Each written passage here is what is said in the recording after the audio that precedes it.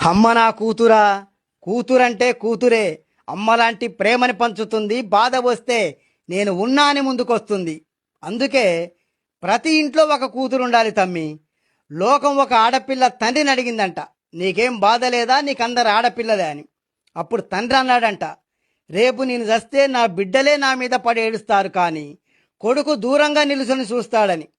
ఒకటి చెప్పనా తమ్మి, ప్రతి మధ్యతరగతి తల్లిదండ్రుల మనసులో ఎప్పటికీ మెదిలే ఒక ఆశ, వాళ్ళు పొందలేనిది ఏదైనా సరే దానికి 2 రెట్లు ఎక్కువే వాళ్ళ పిల్లలు పొందాలనుకుంటారు. కానీ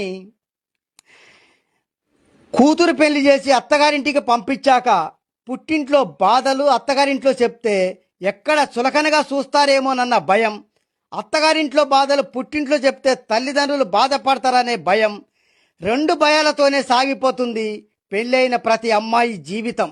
నిజమే కదా?